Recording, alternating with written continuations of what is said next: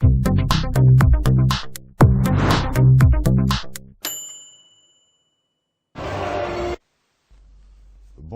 chers téléspectateurs, et bienvenue à votre émission hebdomadaire Plein Cœur. Longtemps considérée comme un caprice de riches, la bonne gouvernance environnementale a été bossée par son impact implacable sur la vie de l'homme. Le constat fait aujourd'hui est que la bonne ou mauvaise gestion de l'environnement impacte directement, au-delà de l'ambiance, de bien-être, leurs moyens de subsistance. En effet, la dégradation du capital naturel engendre très souvent le promiscuité économique.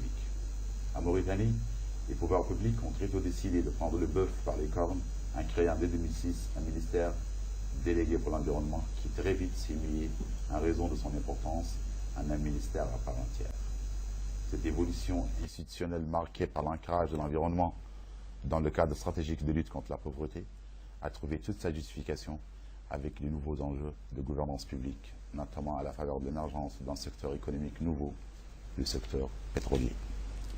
Or, l'exploitation de nos eaux territoriales en même temps qu'il créait de nouvelles opportunités pour l'État en termes de recettes additionnelles faisait aussi naître de grands défis quant à sa conciliation avec des richesses halieutiques qui se régénèrent.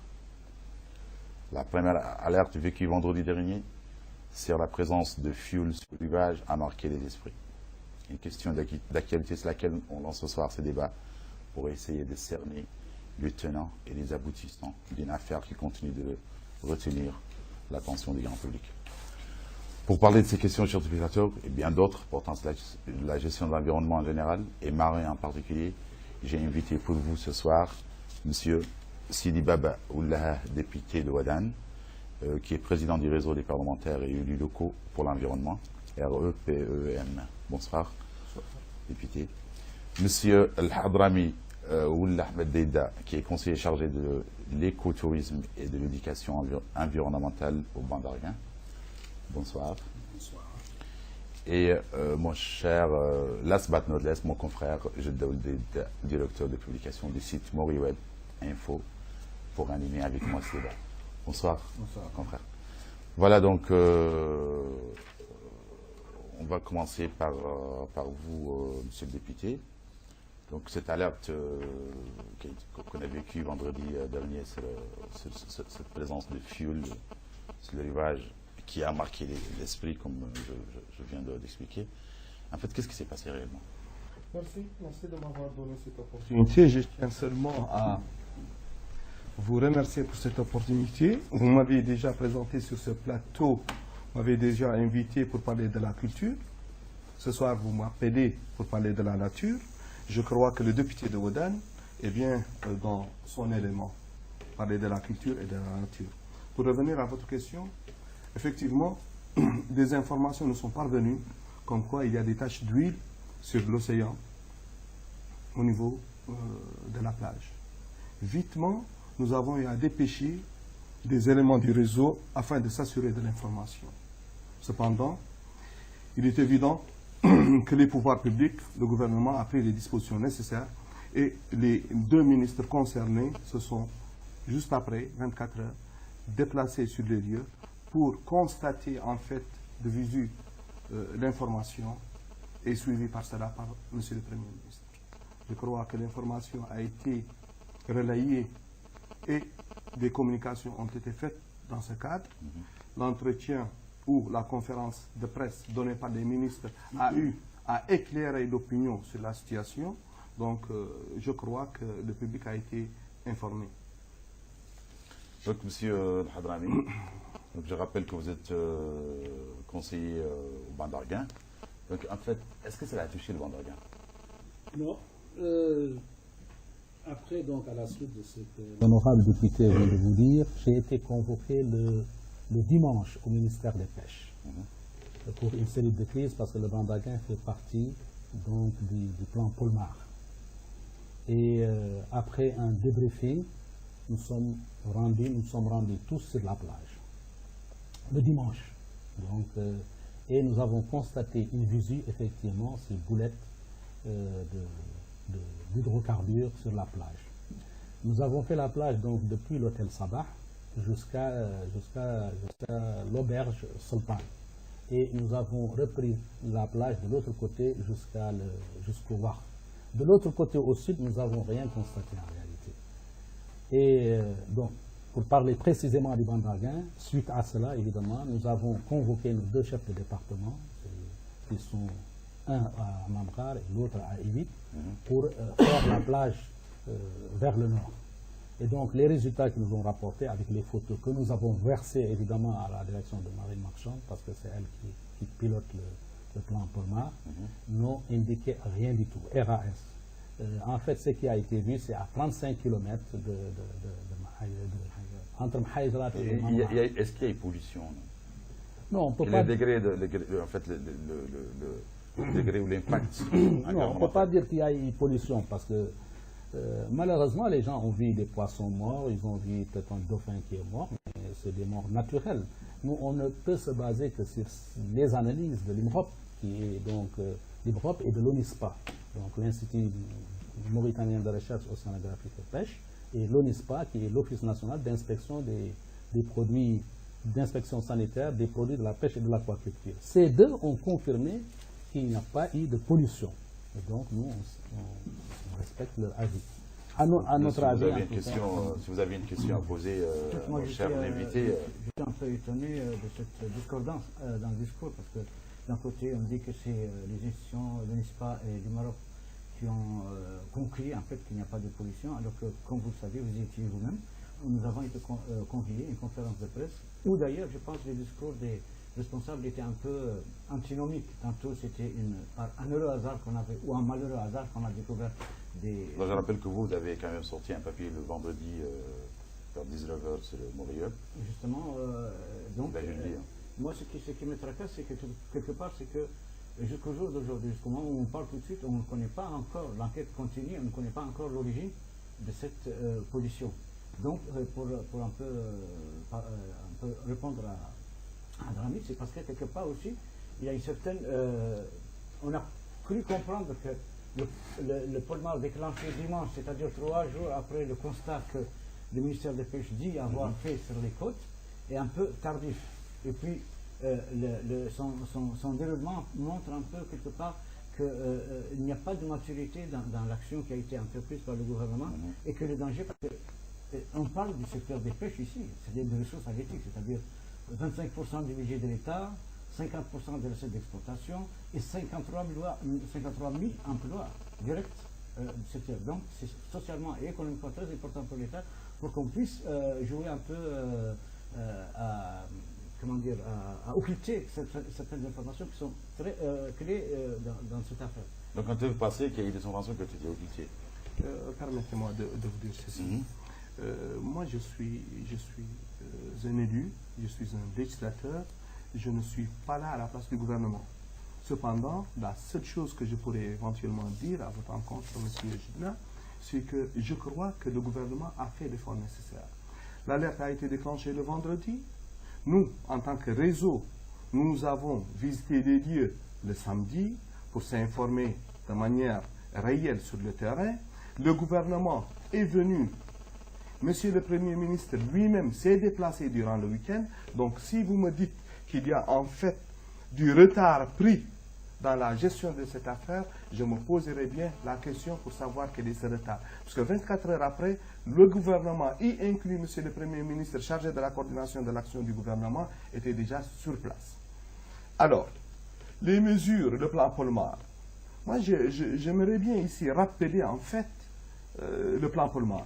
Le plan Polmar a été pour la première fois mis en place en France en 1978.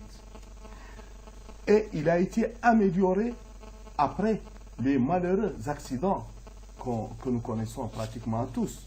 Celui de l'Erika, permettez-moi, Erika et de Prestige. Donc, le plan Polmar lui-même est une coordination d'une activité qui vient répondre à un fléau, à une pollution, à un accident. Alors, je crois que nous avons mis, en fait, le gouvernement a mis le plan Polmar en place. Je ne dirais pas du tout que le plan a été mis de la manière la plus efficace et la plus efficiente. Cependant, je dirais qu'avec l'exercice lui-même, nous devons tirer les leçons, en fait, et peut-être les petits ratés dans le plan Polmar pour l'améliorer dans le futur. Moi, ce qui m'incombe le plus, c'est le côté législatif et le côté prise de conscience. Vous avez si bien dit, vous avez dit que vous avez fait allusion à la ressource halieutique. Nous faisons allusion à cette ressource économique importante. Nous faisons allusion à l'environnement marin que nous partageons avec d'autres pays. Nous faisons allusion au banc d'Arguin, qui est en fait notre fierté nationale, qui a fait connaître le pays là où certains ambassadeurs n'ont pas pu faire connaître la Mauritanie. Ce qui nous incombe en tant que réseau, essentiellement, c'est le cadre institutionnel, le cadre législatif lui-même. Parce que ici, dès que nous avons eu l'alerte, la convention d'Abidjan est entrée en jeu. C'est très important. Très important parce que nous savons que, vu en fait les expériences passées dans d'autres pays, les pays font appel. Excusez-moi, monsieur le député, mais quand vous dites dès qu'on a eu l'alerte, on l'a eu quand? On a bien une alerte un dimanche, alors qu'il y a des baigneurs qui se sont déjà rendus compte le jeudi ou le vendredi avant. Et comment ne pas avoir l'alerte vous insinuez, monsieur? Vous insinuez? Ça veut dire que vous dites dès qu'on a eu l'alerte? Non, je parle dès que le gouvernement a eu l'alerte. Mais comment se fait-il que le gouvernement a eu cette alerte extrêmement tard? Extrêmement tard. Par rapport à des baigneurs et des pêcheurs qui se sont rendus compte 2 jours avant. Non, écoutez, permettez-moi de vous dire que je ne représente pas le gouvernement. Je sais, mais nous non plus. Non, il faut préciser, les choses. Moi, ce que je peux dire, c'est que le gouvernement a été mobilisé durant un week-end. Monsieur le Premier ministre s'est déplacé. Ils ont tenu une conférence de presse le dimanche. Donc, permettez-moi de féliciter l'action du gouvernement. Cependant, personnellement, et au nom du réseau que je représente, nous avons une mission de contrôle de l'action du gouvernement. C'est ce qui nous intéresse le plus. Alors, nous étions en conclave, l'Assemblée générale du réseau sous-régional pour la protection du littoral. Nous avons une Assemblée générale à Nouakchott. Nous avons pris sur nous, chambardé notre programme pour partir avec nos collègues parlementaires de la sous-région. Oui, mais c'est normal, des techniciens. Mais bien sûr que c'est normal, mais il faut le dire ici, c'est le moment de le dire. Ouais, la pollution des eaux, c'est quand même... Alors, on va revenir encore au cadre législatif qui est le plus important. Moi, permettez-moi de vous dire que je ne suis pas dans la seule logique de traiter de cette question. Nous sommes appelés, vous et moi, vous et nous en tant que législateurs, à penser l'avenir, à anticiper les choses, oui, à créer le cadre institutionnel et réglementaire qui pourra nous épargner de certains accidents. Donc on va parler des enjeux actuels, en fait.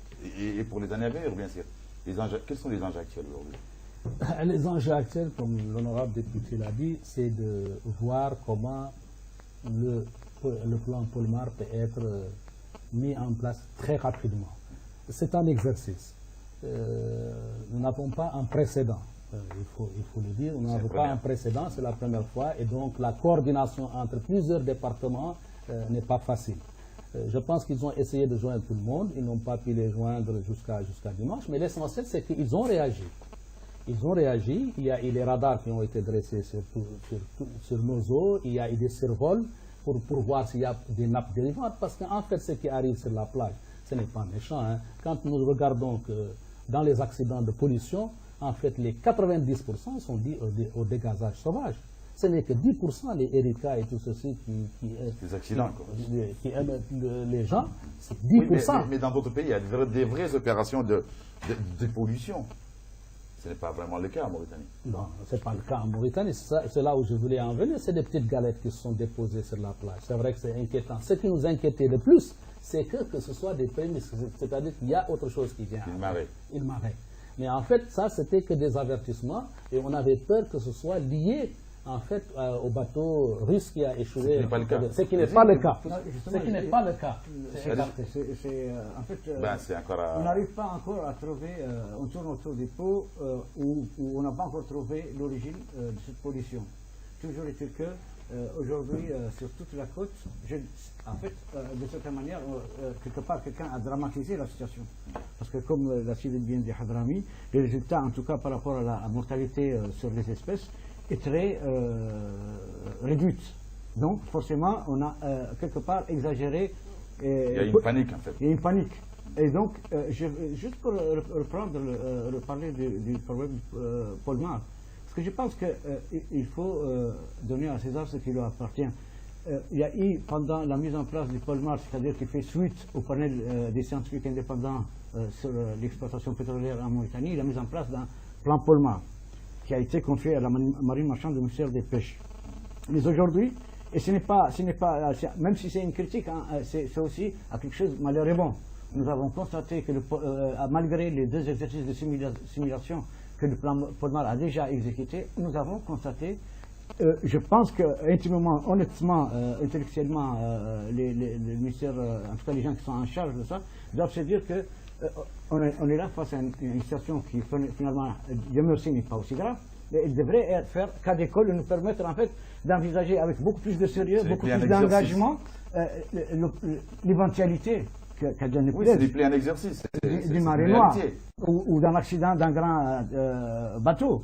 Donc, si aujourd'hui, la question cruciale pour nous, c'est qu'on ne sait même pas d'où proviennent ces galettes, si on veut vraiment réduire les tâches d'huile à des galettes d'hydrocarbures, de fuel. Vous travaillez un peu, vous avez un peu travaillé sur cette question. Bon, le ministère a écarté. Est-ce que vous avez une estimation en fait quantitative ou qualitative de ce qui s'est passé?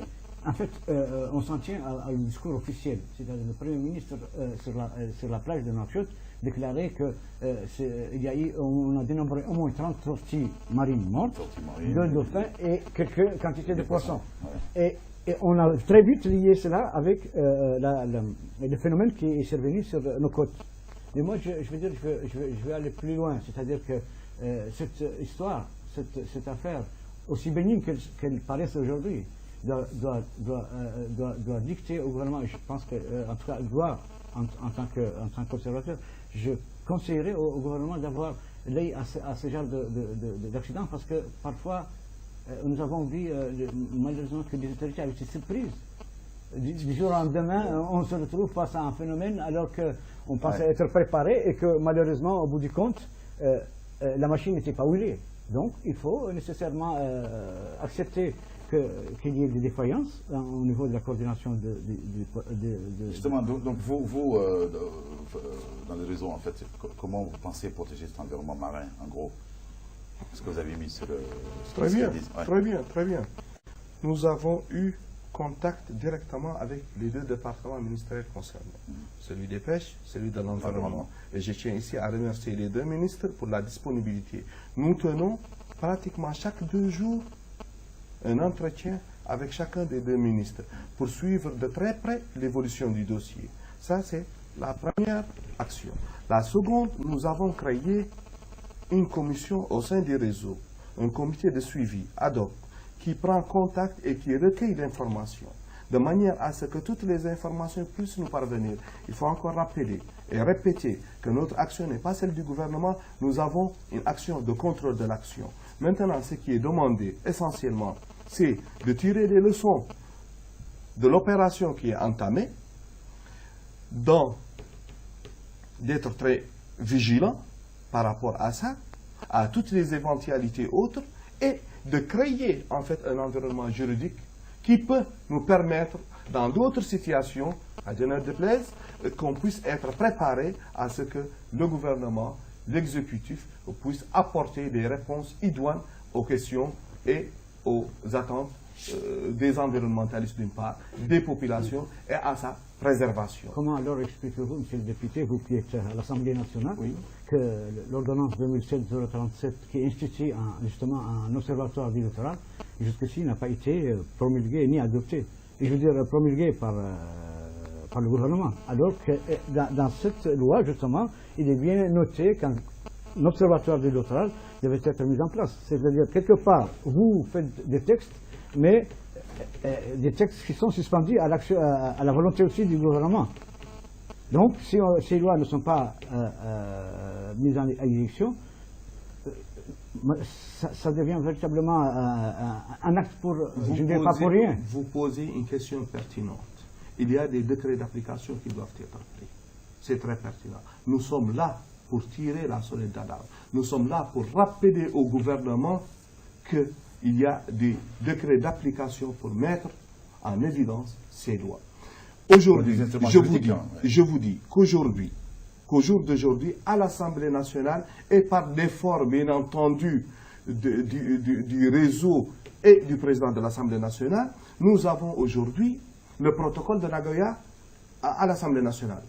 Nous avons aujourd'hui la loi sur les plastiques à l'Assemblée nationale. Nous veillons à ce que toute la législation puisse être mise en place et de manière efficace afin... Il faut l'appliquer, c'est tout. Non, mais attendez. Mise en place, mais il faut une application. Regardez, l'application des lois n'est pas de notre ressort. C'est le gouvernement qui applique. Nous, nous légiférons. Mais nous suivons l'action du gouvernement afin qu'elle soit concordante avec la législation en vigueur. Je crois que le fait qu'un panel d'experts et de parlementaires africains ait été là cette semaine nous permettra de pouvoir, et ça aussi il faut le dire, il faut dire que quelque part, en termes de législation, cette loi c'est des plastiques. Mais nous sommes en avance par rapport à beaucoup de pays. Oui, par rapport, en France même. C'est durant ce printemps, je crois bien, si j'ai bonne mémoire, que cette loi sur, il l'appelle loi sur la discrimination énergétique, c'est ainsi qu'il l'appelle. Un terme comme ça, je me rappellerai et vous dirai. Donc l'essentiel, essentiellement pour moi, ce sont les lois. C'est elles qui restent. C'est elles qui nous permettront de pouvoir faire face à toutes les éventualités. Et c'est notre rôle. Au-delà du rôle du contrôle de l'action du gouvernement. On peut se féliciter de votre engagement. L'engagement, c'est déjà pas mal. Mais on veut vous donner des cas précis, par exemple, sur lesquels l'actualité est devenue quelquefois. Nous avons par exemple le projet de retirer des épaves du chenal d'accès de Nouadhibou. Vous savez autant que moi que c'est l'Union européenne qui l'a financé pour 25 millions pour retirer 27 épaves. Pour autant, nous avons le fréon emmagasiné dans des conteneurs qui aujourd'hui n'a pas encore trouvé preneur pour son enfouissement. Le dernier avis appel d'offres justement pour son enfouissement a été infructueux. Donc, où est parti ce fréon-là? Ça, c'est des questions de santé publique aussi. Ça peut poser des questions. Et nous comptons beaucoup sur la présence je ne vous jette pas des fleurs parce que je vous connais. Mais c'est vrai, nous espérons que des gens sortent un peu de l'ornière pour dire que parfois, pour rappeler, et ce n'est pas pour vous mettre en contradiction avec la majorité que vous représentez, mais pour dire que trêve de semblant. Nous avons eu, par exemple, ce cas de fréon. Nous avons eu les Chinois qui ont pêché des oiseaux, des fous-bassins, et que la douane, les services de l'État ont arrêté. Ce sont des choses qui concernent l'environnement et qui méritent que des gens y attirent l'attention. Ils attirent l'attention non pas pour créer des problèmes, mais pour dire que c'est des questions existentielles pour notre pays, de respecter l'environnement et de respecter son écologie. Je vais vous dire que le réseau des parlementaires chargés de l'environnement est une structure, le moins qu'on puisse dire, qui contient toutes les tendances politiques. Elle est constituée de dizaines de parlementaires et d'élus locaux de toute coloration politique. Et nous voulons que ce dossier, c'est-à-dire que cette notion d'environnement soit autant que peu dépolitisée. C'est un combat sincère, c'est un combat profond. Vous avez souligné des cas sur lesquels nous menons des investigations et nous nous informons sur ces cas. Cependant, vous, monsieur, vous savez qu'il y a eu à la baie de l'Étoile à Nouadhibou 2 gigantesques projets qui ont été déjà étudiés. Et on s'est rencontrés durant une rencontre sur l'environnement à Nouadhibou et ces projets n'ont pas eu lieu. C'est grâce à des actions concrètes, discrètes. N'ont pas eu lieu, en fait. Vous nous donnez une information. Ces projets n'auront pas lieu. Parce que les gens de la baie d'Étoile continuent encore. Ils se battent encore pour que ces projets. C'est une information. Si vous le permettez, tout ça rejoint justement l'ordonnance 2007-037 qui parle justement des directives d'aménagement du littoral. Et je vous donne un exemple, juste une information pour votre propre gouvernement. C'est que par exemple, la baie de l'Étoile que vous citez, et dans laquelle nous avons été, on s'est rencontrés, figurez-vous qu'aujourd'hui, le statut de la zone franche de Nouadhibou crée justement un précédent pour la gestion de la baie de l'Étoile. Et il y aura un projet qui va... sur la baie de l'Étoile. Mieux. Oui, ce milieu qui est naturel, on a inauguré pas plus tard qu'hier ou avant-hier, une route bitumée justement qui est dans cet espace qui est une réserve. Je vous le rappelle. Ce que j'ai comme Tu information... la béton, elle dépend de quoi? Du Bandarguin ou du Non, du tout. En fait, le statut de la zone franche, un peu, je veux dire, un peu fait cafouiller les choses, parce que normalement, c'est des ressorts de la zone franche. Ce que j'ai comme information, Oui. Monsieur Gidela, ce que j'ai comme information, et durant ma dernière visite avec quelques collègues du réseau, c'est que aucune construction n'est permise tout au long de cette partie de la ville. L'abattoir qui était là-bas a été démantelé par les autorités administratives. Le pâturage qui se faisait sur cette denrée rare que vous connaissez mieux que moi était interdite. C'est ce que j'ai comme information. Et je crois que ce sont des mesures qui entrent dans le cadre de préparer la baie éventuellement à être une aire protégée à usage multiple. Ce qu'il faut ici encore expliquer, c'est que le fait de classer une aire, et je parle sous le contrôle de monsieur qui est connaisseur, à usage multiple, ne prive pas l'homme de jouir de cette nature. Pas du tout. Voilà. Et partant de là, je crois qu'il y a en fait une bonne volonté de la part du gouvernement actuel. Parce qu'on parle de plus en plus de la baie de l'Étoile, on parle de plus en plus du Galbe Richet, qui est encore, en fait, qui regorge de potentialités historiques, touristiques et scientifiques. Donc, je crois que nous avançons dans le sens de pouvoir. Et cela, c'est vous qui allez nous aider en tant que faiseurs d'opinion dans cette éducation environnementale, qui est aussi importante que la législation. Je crois que la nature du Mauritanien et les efforts que nous allons entreprendre tous ensemble, aussi bien le réseau que vous en tant que... Justement, monsieur Hadrami, est-ce qu'on peut dire aujourd'hui aux Mauritaniens que ce que les autorités, ils affirment que la situation est sous contrôle et que c'est fini? Vous pouvez vraiment dire ça aux téléspectateurs? Vous êtes sûr? Moi, je me base sur ce que dit le directeur de l'Europe aujourd'hui même à RFI. Le discours du directeur de l'Europe, les zones affectées ont été nettoyées. Il a dit qu'il n'y a pas cette pollution et que les animaux qui sont morts ne sont pas dus du tout à la pollution pétrolière. Et même, je dirais que nous, on a ça récurremment, saisonnièrement, chaque mois de mai, tous les ans, on a ces animaux. J'en sais des choses. Ouais, les tortues et tout ça. Donc, ce n'est pas parce que c'est arrivé concomitamment à la pollution sur la plage qu'il faille dire que cela pourquoi alors le Premier ministre est dû. Pourquoi le Premier ministre l'a prétendu alors? Moi, je me base sur les scientifiques. Non, il y a une confusion quand même. Et puis, pour parler du Bandarguin, vous étiez à la conférence où nous avons posé deux questions, je pense, qui étaient... Qui m'a coupé, laisse-moi continuer sur le Bandarguin qui est mon gâteau. Hein. Et donc, sur le Bandarguin... C'est la fierté nationale, comme voilà, c'est le déficit. C'est la fierté de tous les Mauritaniens, effectivement, c'est le joyau, et c'est en fait le vivier de la Mauritanie. Parce que c'est une zone de régénérescence, c'est une zone de reproduction pour de nombreuses espèces.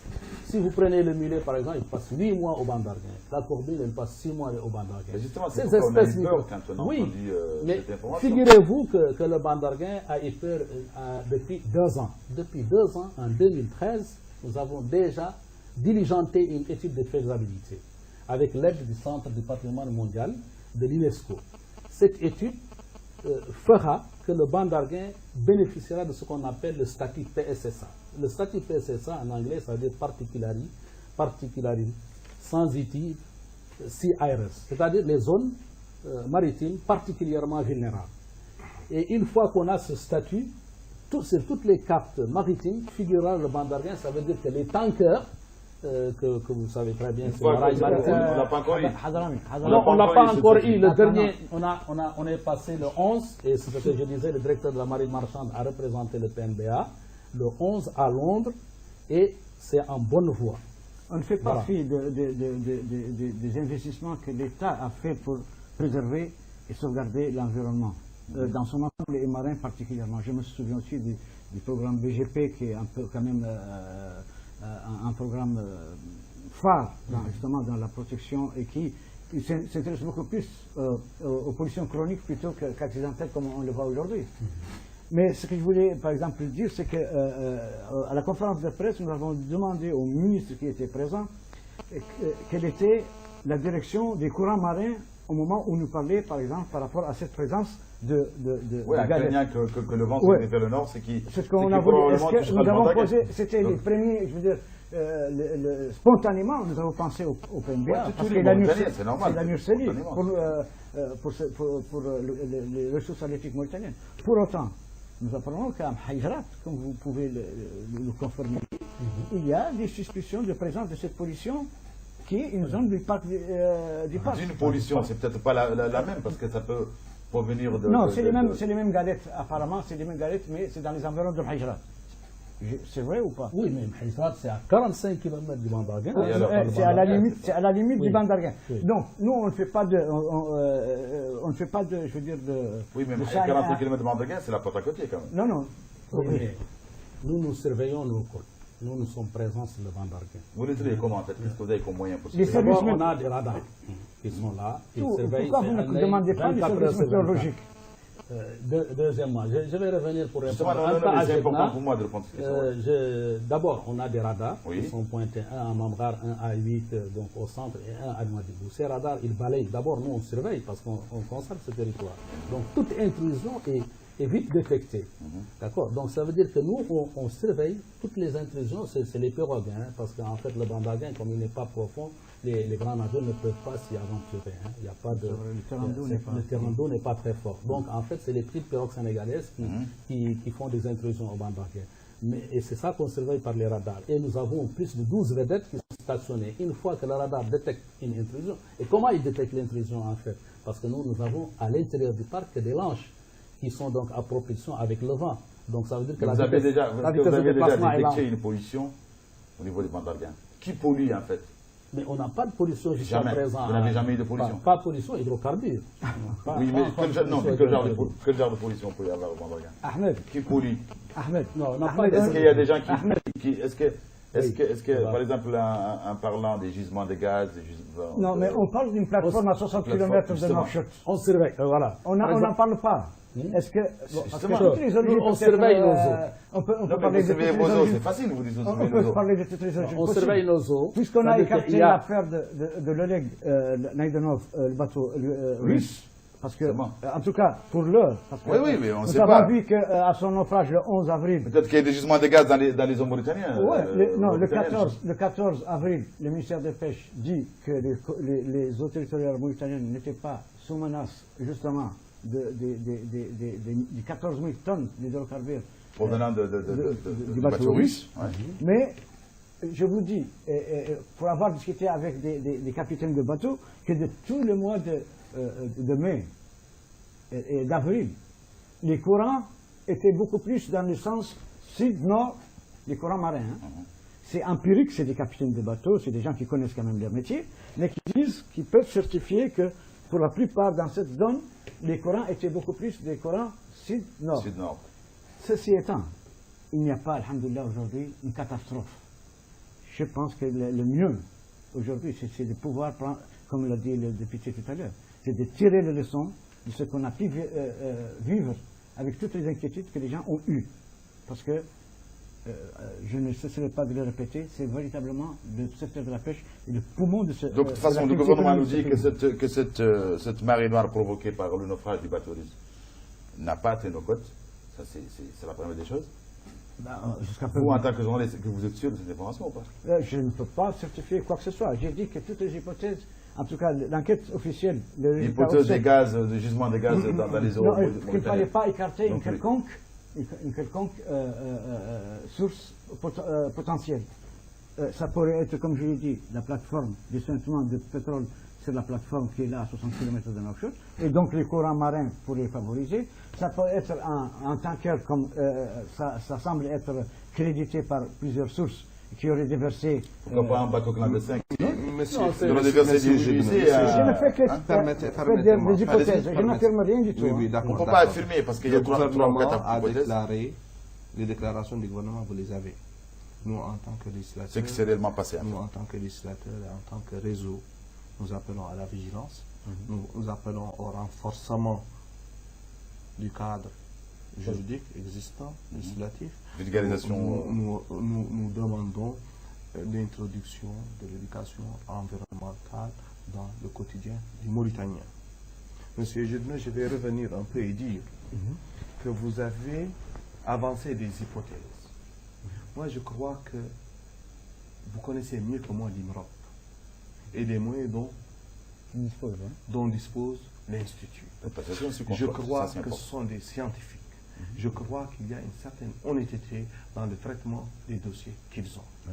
Le LISPA, vous le connaissez mieux que moi. Ils ont avancé des justificatifs scientifiques. Qui crédite quoi? Qui créditent que la situation se ça, comprend. on n'en revient pas. C'est l'origine qui nous... Ça, c'est à mettre sous la responsabilité de ces institutions scientifiques. Oui, mais elle ne parle pas de l'origine. Personne ne parle de l'origine maintenant. C'est une enquête qui est en cours encore. Oui, l'origine. Donc les conclusions... Non, l'origine, il y a une enquête qui est menée. Et je crois qu'il serait un peu précipité d'avancer des hypothèses. Laissons les scientifiques faire leur travail et nous donner l'information sur laquelle nous allons réagir. Vous avez tout à fait raison. Moi, je voulais juste dire que depuis le début, on parlait du navire russe comme étant l'origine de cette... Mais qui parlait? C'est la rumeur. On parlait. Excusez-moi. C'est normal qu'on parle du bateau russe. Écoutez, vous-même, monsieur le député, vous allez chercher des explications comme tout bon citoyen. D'où vient cette... l'origine, c'est la première question à poser. Vous n'allez pas avoir un tel sang-froid devant une telle possibilité de catastrophe. Ne dites pas quand même que je suis désintéressé. Non, pas désintéressé, mais non, mais n'importe quel Mauritanien, on peut poser la même question. Oui, n'importe quel Mauritanien est soucieux de l'environnement et soucieux de connaître les raisons de cet accident. Il y a une mobilisation totale du gouvernement. Oui, mais la mobilisation... On n'a pas encore déterminé les causes de cette l'origine. Il ne faut pas créer une panique. Mais aussi, il faut être vigilant. Très vigilant, mais ne pas créer de panique et ne pas anticiper et ne pas avancer des hypothèses dans la presse espagnole. Ce matin, dans la presse espagnole. Il y a le ministre de l'Équipement qui semble avoir lié la cause de cette pollution de nos côtes, en fait, un navire russe. Pour lui, il n'y a pas photo.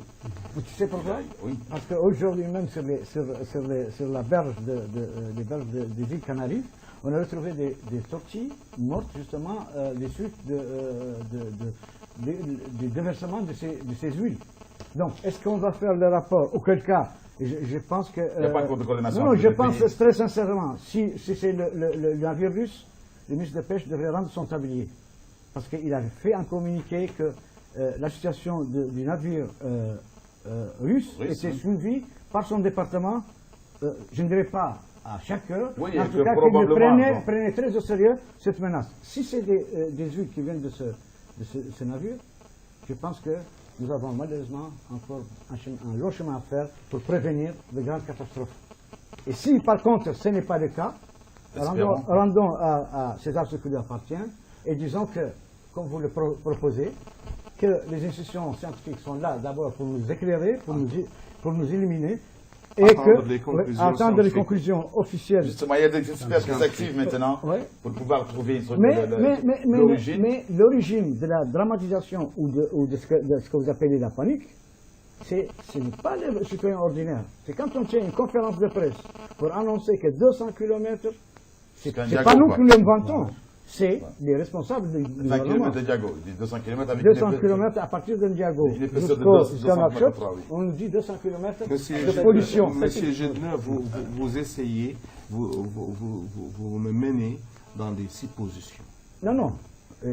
Aujourd'hui, on sait aujourd'hui que l'épicentre... C'est une conférence de presse. Justement, Ahmed est témoin. On nous a dit que sur 200 km de nos côtes, il y avait la présence de la pollution. Oui, mais... À partir de Ndiago jusqu'à la plage de Nouakchott. Et que la concentration au niveau de Nouakchott, la plus importante, était entre l'auberge Sultana et la plage des pêcheurs. Oui, mais ils ont dit qu'il y a des experts qui vont s'activer. Non, non, mais c'est le constat qu'ils ont dressé qui a fait paniquer les gens. Moi, je vous dis,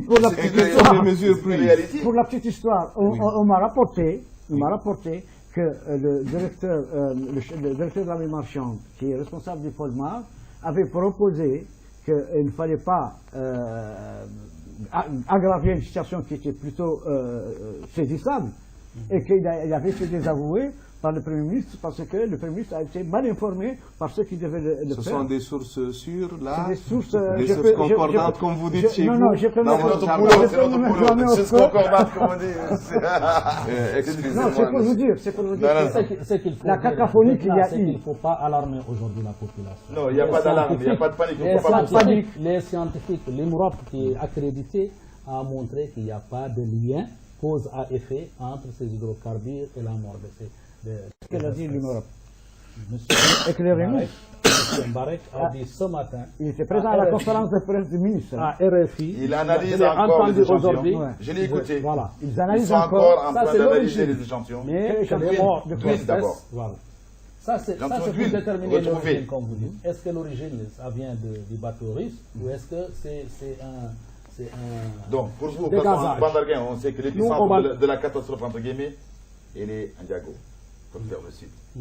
Vous, Bandarguin, l'important pour la population montagnarde, c'est de les regarder droit dans les yeux et de dire que vous êtes sûr qu'au Bandarguin, il n'y a pas eu de solution. De toute façon, si l'épicentre... Ça, c'est très important. Oui.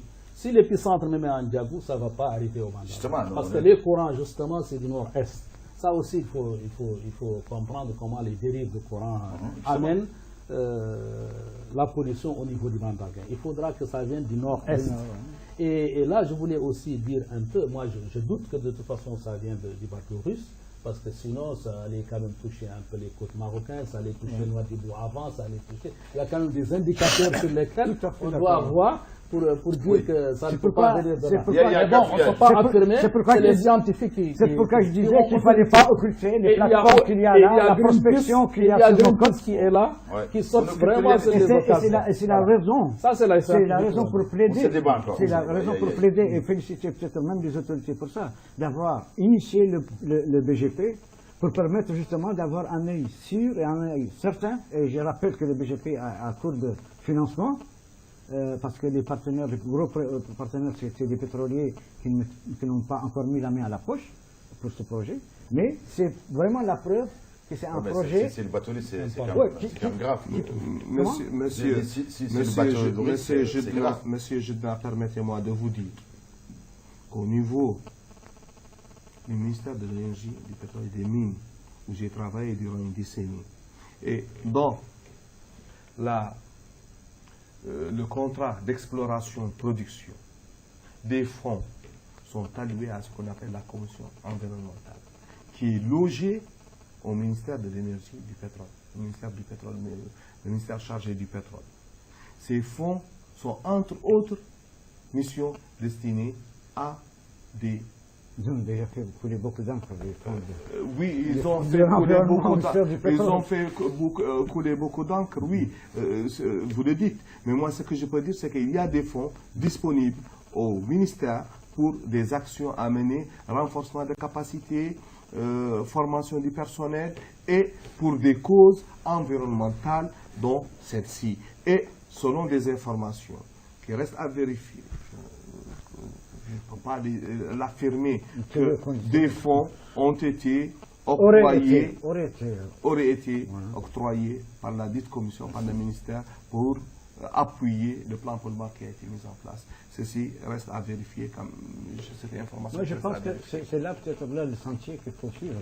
C'est que le Polmar devrait être justement, je ne dis pas réactivé, mais les opérations de simulation, les campagnes de simulation qu'il effectue devraient être encore redoublées. C'est comme ça que les actions, je veux dire, les réflexes vont naître. On est d'accord. Mais si on continue d'oublier le plan Polmar pour des raisons qui sont très subjectives, je pense qu'on se risque malheureusement... Mais monsieur, excusez-moi. Allez-y, parce que je voulais poser une question à M. Hadrami. Oui, non, juste je voudrais bien qu'on parle de la question environnementale dans sa globalité. Il y a effectivement cette cette information qu'on ne peut pas ne pas être sensible à ça et en discuter, en débattre. Cependant, moi je crois qu'il y a tout un arsenal juridique. Il y a parallèlement toute une éducation environnementale et une sensibilisation. Les textes existent. Le plan directeur de l'aménagement du littoral existe. Il a été fait avec des partenaires sérieux, comme le PNUD, comme l'ICN, comme la GIZ. Ça rentre dans le cadre de la stratégie justement de préservation de l'environnement en Mauritanie. Je pense que le minimum à faire, c'est que quand on fait des textes, on prend le temps de les appliquer. Il ne suffit pas d'écrire des lois. Justement, les députés se fatiguent. Pour voter des lois, on ne se fatigue pas, c'est notre travail. C'est votre travail, vous êtes payé pour ça. Et vous électeurs vous en sont reconnaissants. Mais au bout du compte, si tout ce que vous faites, je ne dis pas tout, mais des choses qui sont aussi intéressantes que l'ordonnance 2037 reste dans les placards, c'est que quelque part il y a un problème. Il faut que justement réactiver ces textes. Sinon ça sert à quoi d'avoir des lois qui ne sont pas actives, qui n'ont aucune incidence sur la vie publique. En fait, vous, monsieur Hadrami, comment vous faites en fait pour la réduction de la pollution de l'environnement au Bandarguin? Voilà, nous avons une convention avec l'UNISPA depuis longtemps aussi, comme une convention avec l'IMROP. L'IMROP disponibilise au niveau du parc national de Bandarguin dans chacun des villages un enquêteur qui scrute tout poisson qui arrive, avec quel filet, avec quel endroit et tout ceci. Et c'est sur base de cette statistique que nous programmons l'année d'après. De la même façon avec l'UNISPA, nous surveillons nos eaux, c'est-à-dire que pour voir les métaux lourds, parce que vous n'ignorez pas qu'il y a Tazias à côté. Vous n'ignorez pas qu'il y a offshore à côté. Donc nous, depuis très longtemps, on a déjà anticipé cette affaire. Et donc avec l'UNISPA, nous suivons tout ce qui est métaux lourds, trace seulement de métaux lourds.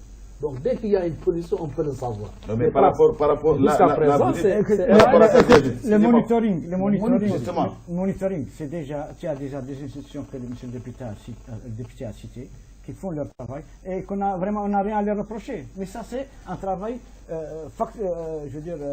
quotidien, c'est de la pollution chronique. Et donc, elles sont informées au jour le jour suite à des prélèvements. Mais les accidents, c'est autre chose. C'est autre chose. Je veux dire, il faut vraiment se mettre dans cette perspective que ça peut nous arriver un jour. Justement. Et que nous soyons prêts à éviter des drames. Par rapport à Tazias. C'est ça l'idée que je voulais... Excusez-moi, par rapport à Tazias, vous dites, vous ne croyez pas que Tazias, ça peut polluer le Bandarguin? Oui, mais c'est ce que je viens de dire, c'est qu'on croit que ça peut polluer. Non, mais est-ce que Tazias, comme c'est pollueur, payeur, est-ce qu'elle paye quelque chose pour la pollution? Elle ne paye pas. De toute façon, on n'a pas encore une pollution avérée. Non, mais vous avez... Non. Comment ça, vous n'avez pas une pollution avérée? C'est-à-dire qu'il faut qu'on ait des traces. Justement, il n'y a pas de traçabilité du tout. On suit mensuellement la qualité de l'eau au niveau du Bandarguin. Il y a des métaux lourds quand même, c'est encore à l'état de trace pour nous, c'est ce que nous dit l'ONISPA. Donc ça veut dire que ce n'est pas avéré. Par contre, nous pensons que c'est potentiel. C'est-à-dire que la négociation avec Tazias, nous continuons à lui dire que vous êtes probablement un pollueur, même si on n'est pas encore arrivé à le montrer scientifiquement. Et donc, on essaie de travailler avec eux sur leur plan de gestion environnementale. Voilà, pour pouvoir intervenir et pour pouvoir... Il faut être juste avec les acteurs. Parce qu'au jour d'aujourd'hui, ce qui crée le plus de dégâts pour la faune et la flore au niveau marin, c'est la pêche industrielle. Il faut appeler les choses par leur nom. Je ne discute pas les pétroliers de polluer ou d'apporter des effets néfastes. Des techniques de production qu'ils utilisent. Au moins, Ahmed, figure-toi que l'Atlas des zones vulnérables en Mauritanie a été le fruit d'un partenariat entre le gouvernement, la société civile et les partenaires et les sociétés justement pétrolières, qui a permis justement de mettre en évidence l'importance des récifs coralliens en Mauritanie, d'un côté, de deux, la richesse halieutique, parce que la dernière baleine qui a été découverte par la dernière espèce de baleine découverte en Mauritanie, c'est pas l'effet, je veux dire, d'un hasard. C'est que quelque part, il y a des gens qui travaillent et qui ont eu des financements à travers cette structure pétrolière. Maintenant, la gestion de l'environnement est en tout. surtout l'environnement marin. Quand on parle de vouloir parler de... Je parle avec sous le secrétaire de député. Il y a des défis qui se posent sur le plan environnemental dans le secteur de la pêche, c'est-à-dire la gestion des stocks de poissons. Vous le savez autant que moi que le poulpe, par exemple, aujourd'hui, est surexploité. Surexploité, même si les Européens ne le touchent pas aujourd'hui. Et que vous avez par ailleurs des contrats avec les sociétés chinoises qui ont des avantages déséquilibrés par rapport, c'est a posteriori, maintenant c'est trop tard, mais à la limite, les gens savent qu'il y a un déséquilibre dans cette convention qui a été signée avec l'État, qui donne accès au poulpe et qui accepte une première de chéri en bœuf, c'est-à-dire une technique de pêche qui n'a jamais été faite en Mauritanie. Tout ça, c'est pour vous dire qu'on veut bien croire que l'État, en tout cas que le gouvernement, aller sur l'intérêt des Mauritaniens, mais dans la pratique, nous avons des exceptions qui nous montrent tout à fait le contraire. Quand on parle de l'environnement marin à Nouadhibou, et que je ne parle pas de la baie de l'Étoile, mais je parle des 60 usines de farine, de poissons, et qui déversent aussi dans leurs déchets liquides dans la baie de Nouadhibou. Ouais, quand on parle du centre d'interprétation, excuse-moi, le centre d'interprétation qui a été mis justement non, qui était il y a tout, il y a des déchets ménages, c'est le conserve ici, non, c'est un centre d'interprétation qui était destiné justement à faire connaître le phoque moine pour les enfants à Nouadhibou. Mais qu'est-ce qu'il est devenu aujourd'hui? Qu'est-ce qu'il est devenu aujourd'hui? Vous savez, M. Jedna, permettez-moi de vous dire des choses. Permettez-moi juste... Mais on va parler de vos objectifs à vous. D'accord, vous les aurez. Allez-y. On n'a plus beaucoup de temps là. On parle des objectifs des autres. Juste, vous avez évoqué en fait la pêche. Moi, de ce que je sais, c'est que des négociations ont toujours existé dans ce pays entre l'État d'une part et les autres partenaires. Et ce dont je suis certain, c'est que le gouvernement en place, les autorités en place veillent à ce que ces contrats ou ces accords soient parfaitement dans l'ordre de servir le pays. C'est ma conviction certaine. Il y a ce qu'on appelle la pêche INN, interdite et non réglementée. Si vous avez suivi les débats, et ça c'est une plénière, dans une intervention que j'ai eu à faire devant son Excellence, Monsieur le ministre des Pêches, nous avons demandé à ce que les deux problèmes que vous avez soulevés, je les ai déjà posés au ministre des Pêches dans une plénière, à savoir la pêche INN, à savoir en fait cette industrie de farine de poisson. Il y a un fait devant nous, on essaie d'atténuer éventuellement l'impact. Soyez sûrs que certes, nous appuyons le gouvernement dans ce qu'il fait, mais nous contrôlons l'action. Nous sommes quelque part responsables de ce que nous faisons et de ce que nous disons. Ça, c'est d'une part. D'autre part... Je reviens le dernier tour de table pour que vous nous parliez de l'objectif. Donc, en fait, continuez ce que vous étiez en train de dire par rapport à justement. Donc, au niveau donc, de nos eaux, je disais que c'est bien contrôlé, que c'est mensuellement prélevé, et donc jusqu'à présent, on n'a pas de traces de métaux. Ceci étant, au niveau de la pêche, je pense que c'est seulement au niveau du Bandaguin qu'il y a une très bonne conservation, parce que le niveau de la pêche est contrôlé. Contrôlé par quoi? D'abord par l'outil de production, c'est une lanche, donc elle ne peut pas prélever beaucoup. Deuxièmement, par le nombre de lanches, qui est plafonné à 114. Ça veut dire que donc, ils ne peuvent pas pêcher beaucoup.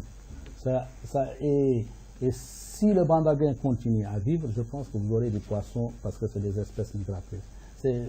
Pour le moment, on n'est pas inquiété. Et donc, voilà, ça veut dire que la pêche va continuer. Est-ce que vous sensibilisez en fait ces usagers, les usagers qui utilisent des petits bateaux et les villageois à côté? Oui. Sur l'environnement, c'est important. Est-ce qu'ils sont contents, les villageois du parc?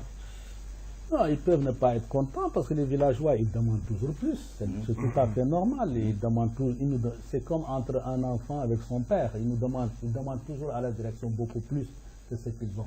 Et c'est tout à fait normal. Ou est-ce que c'est la direction qui fait moins que ce que j'espère eux?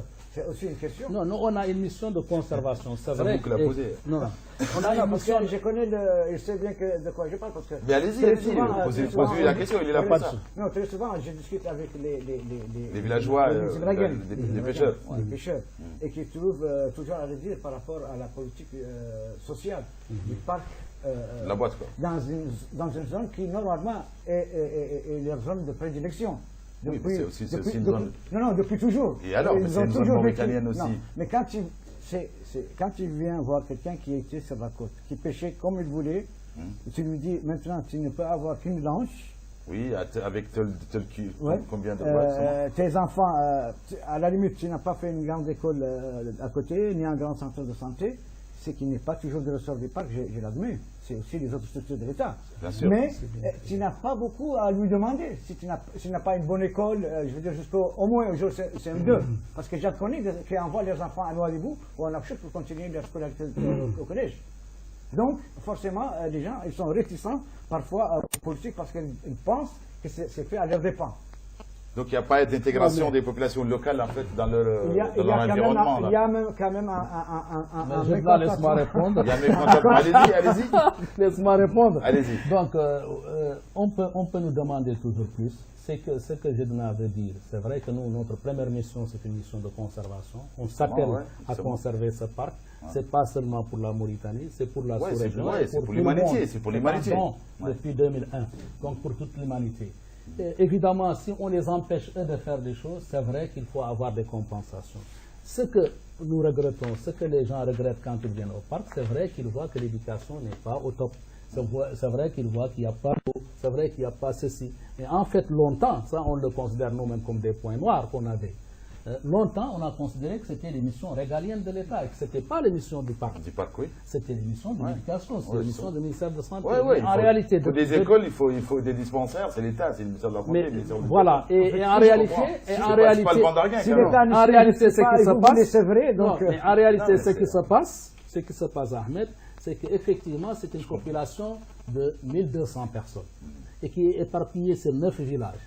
Donc quand vous allez au ministère de l'Éducation, il va vous dire, écoutez, moi je ne peux pas construire une école pour un taux comme ça. J'ai quand même des gens à Dalbagrou, j'ai d'autres... Et alors, il faut bien envoyer les enfants à l'école. Voilà, mais en fait, il faut reconnaître que depuis 2010, dans notre plan d'aménagement et de gestion, nous avons mis notre argent pour construire des écoles, pour acheter des ambulances, pour remédier à tout ça. Parce qu'à force de nous taper sur le doigt, de dire voilà... Au lieu de conserver les tortilles marins, nous-mêmes aujourd'hui, on le fait à la place de l'État. Fait des écoles. Voilà, on fait des écoles. Donc vous construisez des écoles, des dispensaires. On construit des dispensaires, on achète des ambulances, on achète des citernes. Bon, c'est normal, mais c'est pas suffisant peut-être. Mais la première mission, c'est quand même une mission de conservation aussi. Mais il faut dire que cette population, c'est la plus choyée aussi dans le monde. 1200 personnes avec 12 000 km². Le village est au bord de la mer. N'a droit d'y pêcher que eux. Moi qui suis au Bandarguin, je n'ai pas droit d'y pêcher. C'est les seuls qui ont droit à accéder à cette ressource. Donc ça aussi, c'est pas donné à tout le monde. C'est une réserve qui se trouve sur leur terroir. Oui, et quoi? Ils ont une ressource. Le faire se trouve à Zverat. Tu ne veux pas protéger une aire marine et l'ouvrir à la pratique d'une pêche, même sportive, qui vient d'ailleurs. Tu connais un peu le snobisme des gens. On pourrait même utiliser, et là c'est un peu pour la circonstance. Le côté snob, quoi. Non, je rappelle juste que autant la nurserie du parc est importante pour le renouvellement des espèces de poissons en Mauritanie. Bien sûr. Autant les services de la Marine nationale et ceux du parc doivent être regardants parce que c'est très tentant pour certains. Je ne dis pas les gros bateaux. Je pense par exemple à la pêche côtière, qui ne demande pas beaucoup de temps. C'est tentant, c'est tentant parce que c'est vrai que même la pêche sportive, et surtout éviter qu'on ferme les yeux sur certaines pratiques qui peuvent être nuisibles. Non, c'est surveillé. Nous, à l'année, on a 110 pirogues qui entrent dans le parc. À l'année. Combien d'effractions à l'année? Combien il y a eu d'effractions? À peu près 100 et quelques, 105, 110. Récurremment. Chaque année, récurremment. Donc Mais on peut pas. Non, non, c'est pas. Non, ça reste tentant, mais c'est dissuasif le dispositif. C'est tentant, c'est normal, c'est tentant. C'est dissuasif, parce que l'amende est tellement forte que les gens, quand ils viennent, ils ne retournent pas. Du moyen de production. Donc, si tu as une question à poser Non, c'est à nos juste invités, pour, ta dernière question. ma question, c'est probablement le réseau des parlementaires qui m'intéresse le plus aujourd'hui, parce que je sais que je vous félicite au passage pour votre élection à la tête du réseau sous-régional. Et pour vous dire que de toute façon, on fait un travail pratiquement complémentaire. Vous êtes des hommes de loi, c'est vous qui dictez les lois, mais nous aussi on est là comme observateurs. Quand nous estimons que des choses, en tout cas, telles que rapportées par les gens qu'on côtoie tous les jours, c'est-à-dire la population, c'est pas entrer en contradiction que de vous rapporter des choses qui sont là. On n'est pas là pour jeter des fleurs, mais on n'est pas là aussi pour créer la petite bête. Mais il faut accepter aussi que le principe de la critique soit là et qu'elle soit une critique constructive qui permette à ce pays d'aller de l'avant. Je crois que M. Deïda, nous sommes sur la même longueur d'onde. Nous sommes là pour recueillir toutes les informations.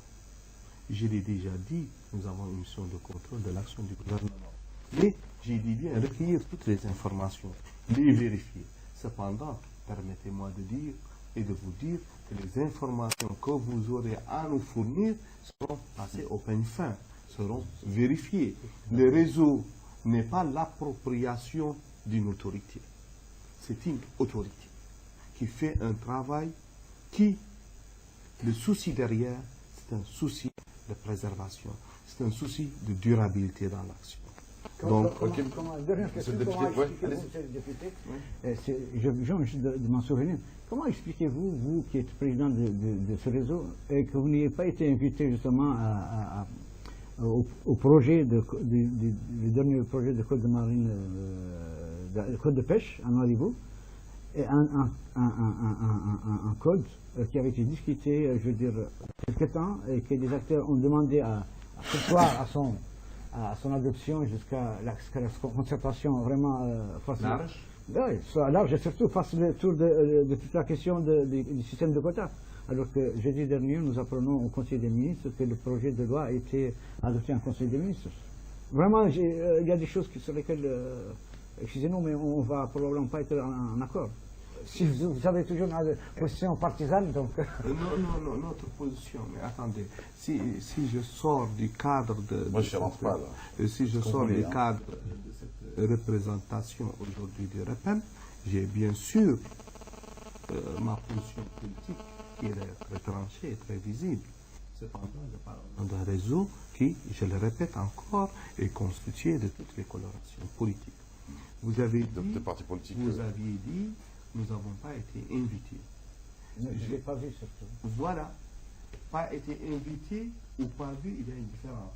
Vous étiez là, en fait, vous étiez là. Dans tous les cas, en fait, vous étiez présent. Mais le réseau, ce n'est pas son président. Monsieur le député, vous étiez présent. Est-ce que le réseau était présent? Le réseau, ce n'est pas seulement son président. D'accord, donc le réseau était présent. Ce sont des dizaines de parlementaires et d'élus. Monsieur le député, on n'a plus le temps. Donc le réseau était présent. Par contre, le président n'était pas là. Bon, le réseau n'est pas seul. C'est ce que vous voulez dire. Les parlementaires étaient bien présents. Parlez-nous vite fait des objectifs, en 30-40 secondes, les objectifs que vous fixez au réseau. Les objectifs en 40 secondes. Oui. C'est une question à laquelle difficile à répondre. Dans tous les cas, amélioration de l'arsenal juridique, sensibilisation, qui dit amélioration, sous-entendu l'application et le contrôle de l'application de ces textes, la sensibilisation des populations, puisque si je vous dis simplement que la carte de crédit téléphonique que nous achetons quotidiennement fait 1000 ans pour pouvoir se transformer dans 1000 ans, la carte.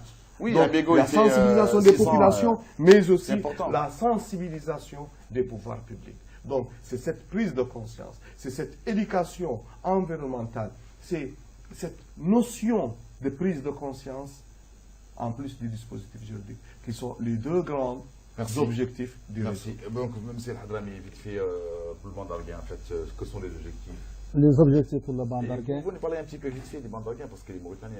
Oui, donc le Bandarguin, vous dites, c'est 12 000 km². C'est un littoral de 180, donc c'est le 1/3 du littoral mauritanien.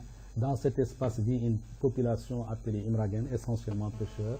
Ils sont au nombre de 1200. Avec le village. Voilà. Donc, et il est patrimoine de l'humanité depuis 89. Site Ramsar 82 et dont à la terre en 2001.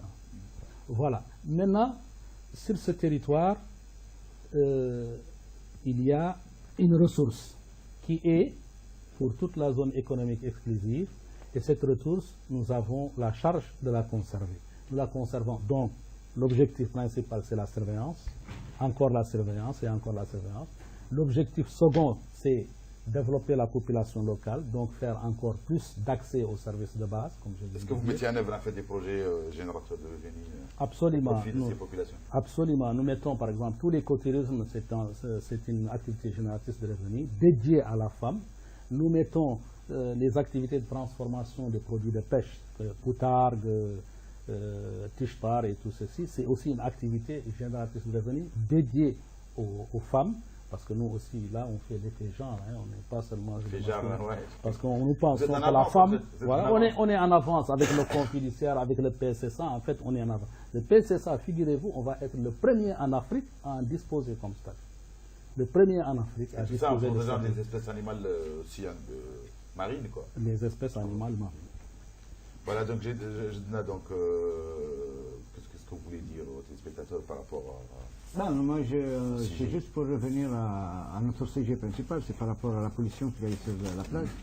C'est que quelque part, il y a encore des trous sombres, en tout cas par rapport à l'origine de cette pollution, et que si les autorités ont déployé... C'est pas encore ce que c'est réellement passé. Oui, si les autorités ont déployé aussi jusqu'ici les moyens dont ils disposent pour d'abord contenir ce qui a été déjà découvert sur la plage, je pense qu'il gagnerait aussi un crédit de parler réellement de l'origine réelle de cette pollution.